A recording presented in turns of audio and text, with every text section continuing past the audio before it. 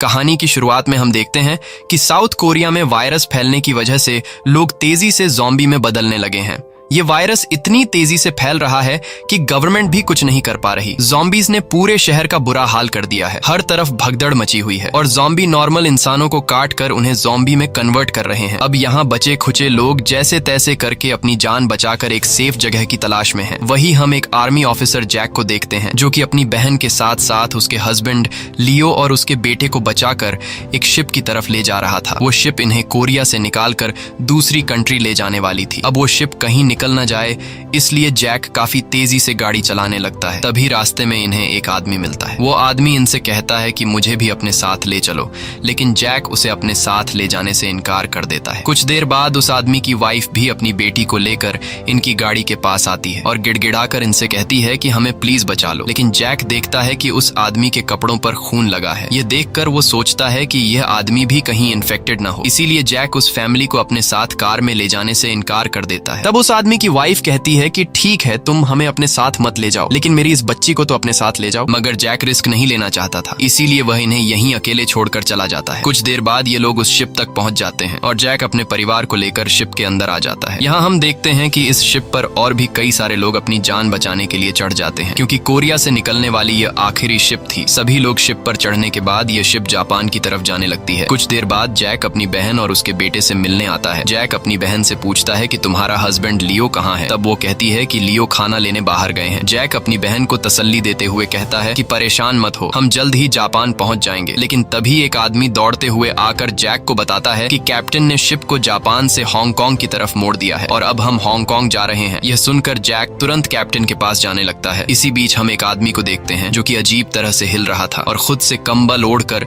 सबके बीच में बैठा हुआ था, लेकिन किसी का भी उस पर ध्यान नहीं जाता। यहाँ जैक की बहन का बेटा जो एक बॉल से खेल रहा होता है और तभी वह बॉल उस इन्फेक्टेड आदमी के पास चली जाती है। वह लड़का बिना डरे अपनी बॉल उठाने के लिए उस आदमी के पास चला जाता है और जैसे ही वह लड़का बॉल उठाने लगता है तभी वह आदमी पूरी तरह से ज़ॉम्बी बन जाता है। अब यहाँ बैठे सभी लोग जब उस आदमी को देखते हैं तो सभी लोगों में हलचल मच जाती है और यहाँ वहाँ भागने लगते हैं। दूसरी तरफ जैक कैप्टन के पास पहुंचकर उसे पूछता है कि हम हांगकांग क्यों जा रहे हैं, लेकिन कैप्टन कहते हैं कि चुपचाप अपनी सीट पर बैठो और जब तक कोई ऑर्डर न मिले तब तक कुछ मत बोलो। अब तभी एक आदमी यहाँ आता है और कैप्टन को बताता है कि नीचे के कैबिन में एक इन्फेक्टेड आदमी मिला है। ये बात सुनकर जैक तुरंत अपनी बहन को बचाने भागता है। इधर जैक की बहन का हस्बैंड लियो खाना लेने के लिए लाइन में लगा हुआ था और तभी वह देखता है कि सभी लोग कैबिन से भागकर निकल रहे हैं। यह देखकर लियो समझ जाता है कि अंदर कोई इन्फेक्टेड हो चुका है, इसलिए वह भी अपनी वाइफ को बचाने के लिए दौड़ता है। इधर जैक भी भागता हुआ नीचे कैबिन में आ जाता है और वह देखता है कि जमीन पर लोगों का सामान यहाँ वहाँ बिखरा पड़ा है और सामने की दीवार पर खून के निशान हैं। ये देखकर वह और भी ज्यादा घबरा जाता है और उसकी बहन जिस रूम में थी वह उस तरफ जाने लगता है, पर तभी एक ज़ॉम्बी उस पर हमला करता है, लेकिन जैक उसे शूट करके मार देता है।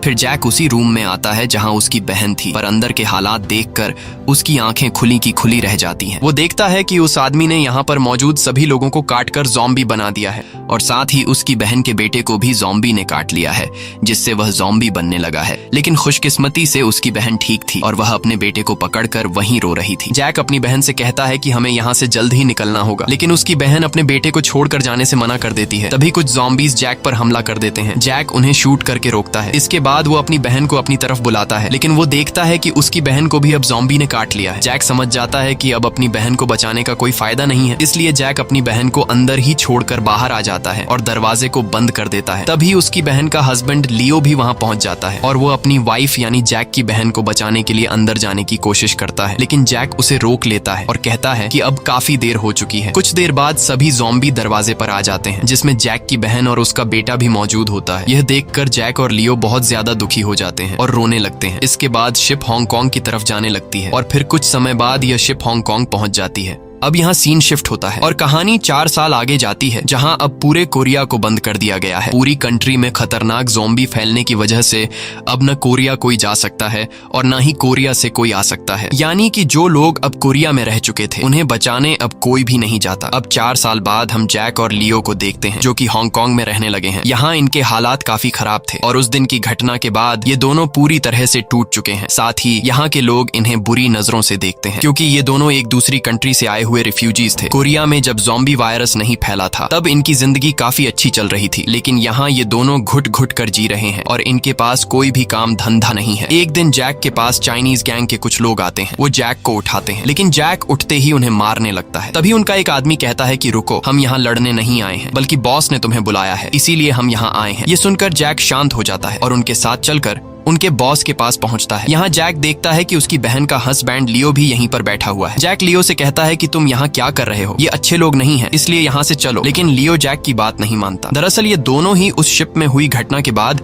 एक दूसरे से अलग रहने लगे हैं, क्योंकि लियो का मानना था कि उसकी वाइफ के मरने का जिम्मेदार जैक है। अब यहाँ उन गुंडों का बॉस आता है और वो जैक और लियो से कहता है कि मेरे पास तुम दोनों के लिए एक बहुत ही बड़ा काम है। वो कहता है कि कोरिया में ज़ॉम्बी वायरस फैलने की वजह से पूरी कंट्री वीरान पड़ी है और ये हमारे लिए एक अच्छा मौका है पैसे कमाने का, क्योंकि 4 सालों से कोरिया में सोना और पैसा वहाँ ऐसा ही पड़ा है और ज़ॉम्बीज को आखिर सोने और पैसे से क्या लेना देना। बॉस कहता है कि तुम दोनों कोरियन हो, तुम्हें वहाँ के सभी रास्ते मालूम है, इसीलिए मैं चाहता हूँ कि तुम लोग वहाँ वापस जाओ और वहाँ पर पड़ा हुआ पैसों से भरा ट्रक लेकर आओ। उनका बॉस कहता है कि वो पैसों से भरा ट्रक हमें मिलने ही वाला था, लेकिन तभी ये ज़ॉम्बी वायरस फैल गया और वो पैसे बीच में ही रुक गए और तब से वो पैसों से भरा ट्रक वहाँ वैसे ही पड़ा हुआ है। ये सब सुनकर जैक कहता है कि हम वहां के बॉर्डर को क्रॉस कैसे करेंगे, क्योंकि आसपास के देश वहां से गुजरने वाले हर प्लेन और शिप पर नजर रखते हैं। इस पर उनका बॉस कहता है कि तुम इन सब की चिंता मत करो, हमने उनकी जेब गर्म कर दी है, इसीलिए वे तुम्हें कुछ भी नहीं कहेंगे और हमारे आदमी तुम्हें एक शिप से वहां तक ले जाएंगे और वहां से वापस भी लेकर आएंगे। बस तुम्हें ज़ॉम्बी से बचते हुए उस ट्रक को समंदर तक लाना है। साथ ही उनका बॉस इन्हें लालच देते हुए कहता है कि पैसे मिलने के बाद हम उसे आधा आधा बांट लेंगे और तुम लोग अमीर हो जाओगे, जिसके बाद तुम लोग भी यहाँ पर अपनी जिंदगी खुशी से जी सकते हो। उनका बॉस मैप में इन्हें दिखाता है कि वो ट्रक कहाँ पर है। अब ये सब जानने के बाद लियो और बाकी 2 लोग इस मिशन को अंजाम देने के लिए तैयार हो जाते हैं, लेकिन जैक इसके लिए रेडी नहीं था। तब लियो उससे कहता है कि ये काम बहुत ही आसान होगा और अगर हमने इस काम को कर दिया तो हमारी जिंदगी पूरी तरह से बदल जाएगी और अगर हमने ये काम नहीं किया तो हम हमेशा के लिए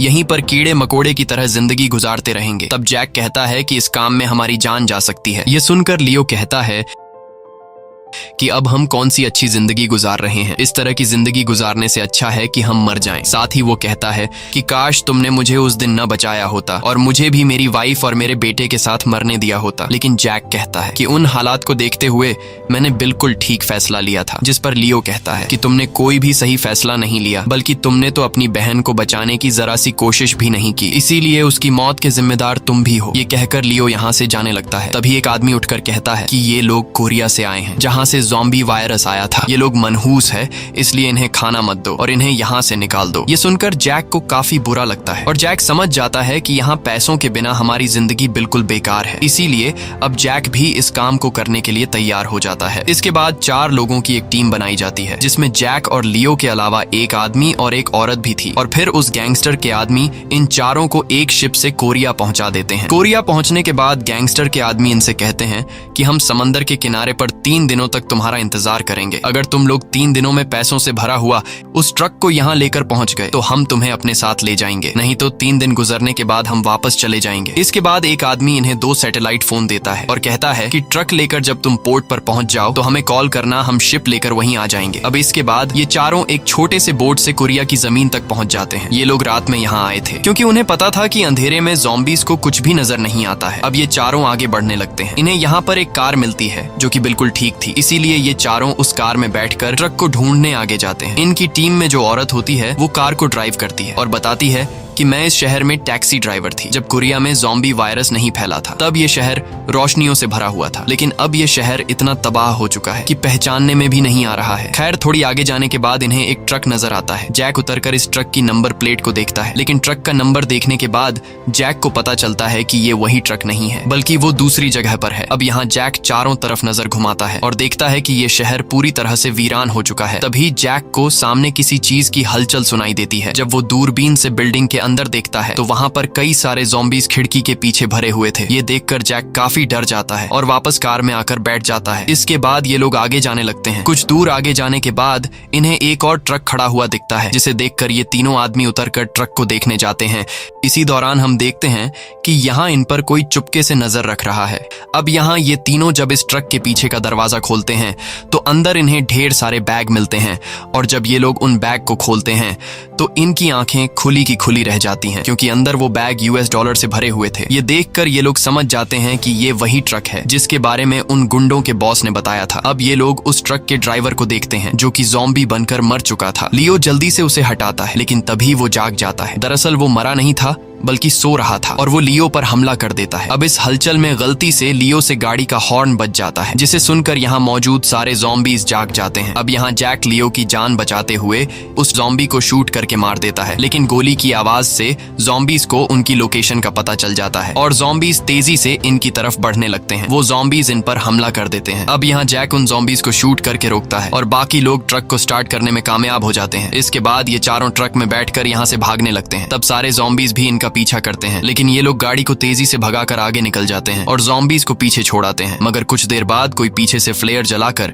इनकी गाड़ी के आगे फेंक देता है जिससे यहाँ पर रोशनी हो जाती है और ज़ॉम्बीज इन्हें देख लेते हैं। अब फिर से ज़ॉम्बीज इनके पीछे पड़ जाते हैं। ये लोग तेजी से कार भगाते हैं, लेकिन ज़ॉम्बीज इनकी गाड़ी के सामने आकर इन पर हमला करने लगते हैं जिससे इनकी गाड़ी का बैलेंस आउट हो जाता है और कार पलट जाता है। और तभी पीछे से ट्रक आकर जोर से इनकी कार से टकराता है, लेकिन ट्रक के टकराने से पहले ही जैक ट्रक से कूद जाता है और दूर जाकर गिरता है जिससे उसकी जान बच जाती है। तभी जैक देखता है कि उनके साथ आई वो औरत एक्सीडेंट में मर गई है। वहीं लियो पर भी ज़ॉम्बीज हमला कर देते हैं, लेकिन लियो जैसे तैसे करके ज़ॉम्बी से खुद को बचाकर ट्रक के अंदर छिप जाता है। अब यहाँ जैक भी ज़ॉम्बीज पर गोलियां चलाने लगता है और काफी देर तक गोलियां चलाने के बाद उसकी बंदूक में गोलियां खत्म हो जाती हैं। ये देखकर जैक समझ जाता है कि अब वो जिंदा नहीं बच पाएगा और तभी एक ज़ॉम्बी दौड़कर जैक पर हमला करने ही वाला होता है कि तभी पीछे से एक गाड़ी आकर उस ज़ॉम्बी को टक्कर मारकर खत्म कर देती है। उस कार के अंदर 2 लड़कियां बैठी हुई थीं और वो जैक को गाड़ी में बैठा लेती हैं। इसके बाद बड़ी लड़की लीना कार को ड्राइव करती है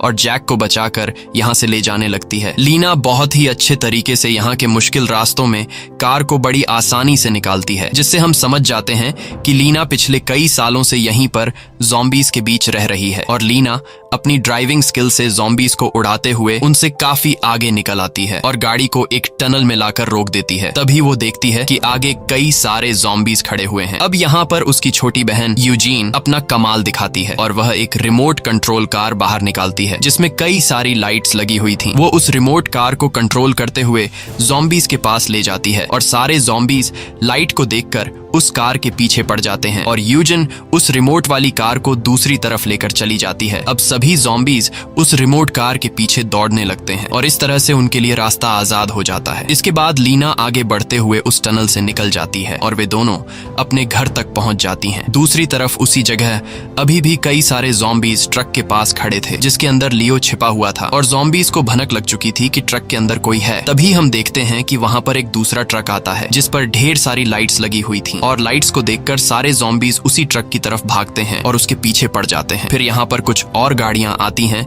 जिनमें से कई सारे आदमी निकलते हैं। दरअसल ये सब लुटेरे थे जो इस ट्रक को खाने की चीजों से भरा हुआ ट्रक समझकर इसे लूटने आए थे। अब तभी इस ट्रक में से वही आदमी निकलता है जो जैक और लियो के साथ था, लेकिन उसे ज़ॉम्बी ने काट लिया था और अब वह इन्फेक्टेड हो चुका था। इसलिए ग्रुप का लीडर सार्जेंट उस आदमी को मार डालता है। इसके बाद ये लोग इस ट्रक को बिना खोले ही यहाँ से ले जाने लगते हैं। दूसरी तरफ लीना और यूजिन जैक को लेकर अपने घर पर ले आती हैं जहाँ उनके ग्रैंडपा भी थे। तभी यहाँ जैक को होश आ जाता है और खुद को अनजान लोगों के बीच देखकर घबरा जाता है। यहाँ ग्रैंडपा यूजिन और लीना से कहते हैं कि तुम बैटरियां क्यों नहीं लाई? उन बैटरियों के बिना हम मेजर जेन से कांटेक्ट नहीं कर पाएंगे। वो कहता है कि मेजर जेन एक बहुत ही अच्छी लेडी है, अगर हम उसे कांटेक्ट करें तो वह हमारे लिए यहाँ मदद ला सकती है। ग्रैंडपा की बातें सुनकर यूजीन और लीना मुस्कुराते हैं क्योंकि उन्हें लग रहा था कि ग्रैंडपा की दिमागी हालत ठीक नहीं है, इसीलिए वे उनकी बातों पर खास ध्यान नहीं देती हैं। तभी यहाँ पर लीना और यूजीन की मॉम भी आ जाती हैं, जिसे देखकर जैक शॉक हो जाता है क्योंकि यह वही लेडी थी जो 4 साल पहले अपने हस्बैंड के साथ जैक से मदद मांग रही थी, लेकिन जैक ने उन्हें वहीं छोड़ दिया था और आज उनकी बेटी ने जैक की जान बचाई है। अब जैक ने तो उसे पहचान लिया था, लेकिन खुशकिस्मती से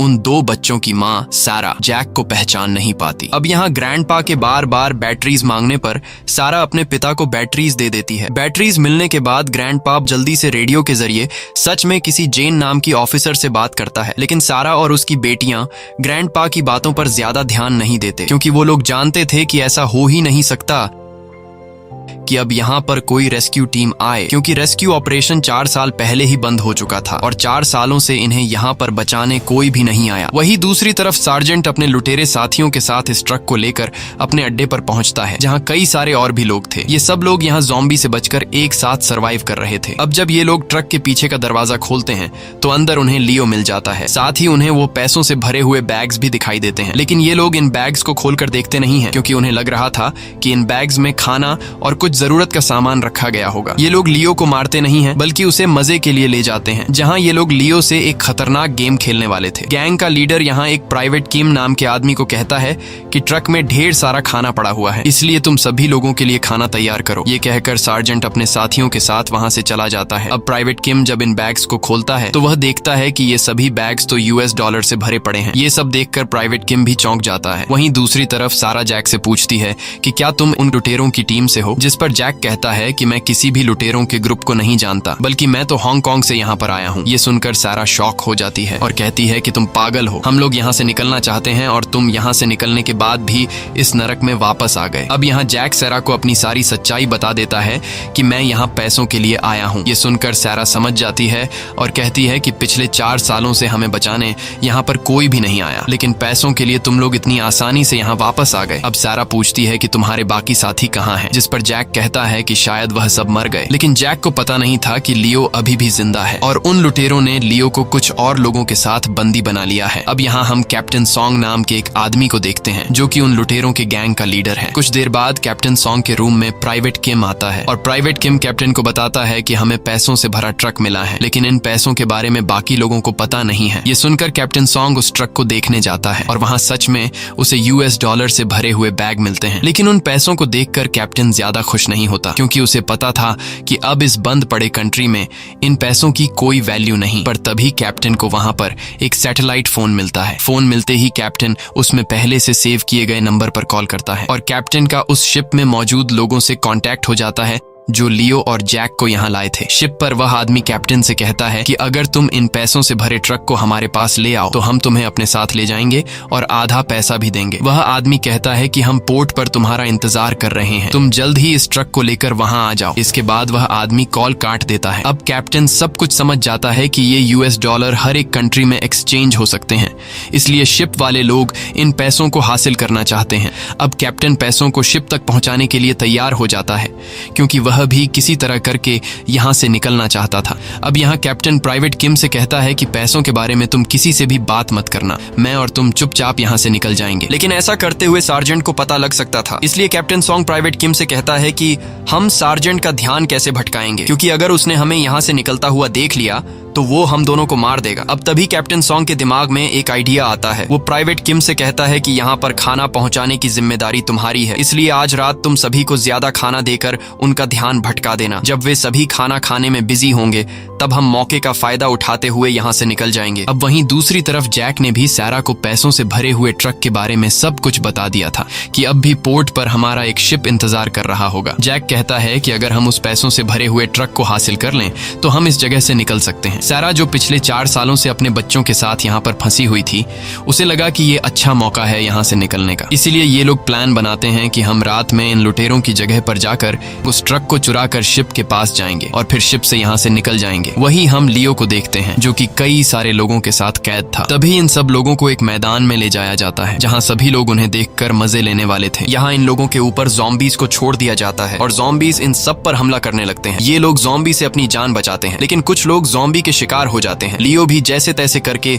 ज़ॉम्बी से खुद को बचाने लगता है और ऊपर खड़े मौजूद लोग इन्हें देखकर हंस रहे होते हैं। कुछ देर बाद जब टाइम खत्म हो जाता है तो एक आदमी आता है जिसकी बॉडी पर कई सारी लाइट्स लगी हुई थी और वो आदमी सारे ज़ॉम्बीज को अपने पीछे ले जाकर वापस कैद कर देता है। इसके बाद लियो जल्दी से बाकी लोगों के साथ वापस उसी जगह पर आ जाता है। इधर सारा और लीना अपने ग्रैंडपा को बताती हैं कि आज रात हम यहाँ से निकलने वाले हैं, लेकिन उनके ग्रैंडपा कहते हैं कि कुछ टाइम और इंतजार करो, मैंने मेजर जेन से बात कर ली है और वो यहाँ पर एक रेस्क्यू टीम लेकर आ रही है। लेकिन ये लोग ग्रैंडपा की बात पर खास ध्यान नहीं देते। अब इसके बाद लीना जैक की चोट पर दवाई लगाने लगती है। जैक लीना से पूछता है कि तुमने मुझे क्यों बचाया। इस पर लीना कहती है कि मैं तो तुम्हें बचाना नहीं चाहती आती थी, लेकिन मेरी छोटी बहन यूजीन को तुम पर तरस आया, इसलिए हमने तुम्हें बचाया। तब यूजीन कहती है कि हमारे डैड कहते थे कि कमजोर लोगों की हमेशा मदद करनी चाहिए, और उस दिन तुम मुझे बहुत ही कमजोर लगे, इसलिए मैंने तुम्हें बचा लिया। ये सुनकर जैक को अपनी गलती का एहसास होता है और सोचता है कि आज से 4 साल पहले जिस छोटी बच्ची को मैंने अपनी गाड़ी में ले जाने से इनकार किया था और उसे यहीं पर मरने के लिए छोड़ दिया था, आज उस लड़की ने मेरी जान बचाई। कुछ देर बाद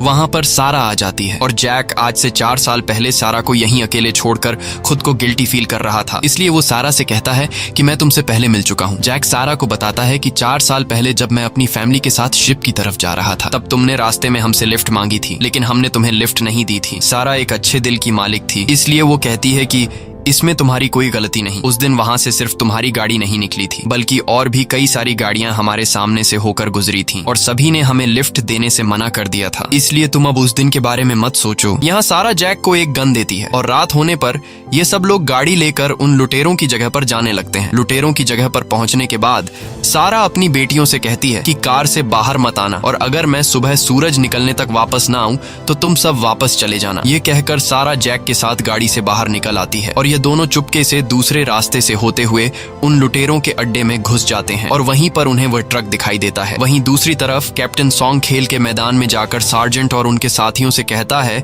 कि आज सार्जेंट जिस ट्रक को लेकर आए हैं उसमें हमें बहुत सारा खाना मिला है। कैप्टन उन लोगों को बहुत सारा खाना देकर कहता है कि आज रात तुम सब जितना चाहो उतना खाना खा सकते हो, और साथ ही आज पूरी रात तुम ये गेम देखकर पार्टी कर सकते हो।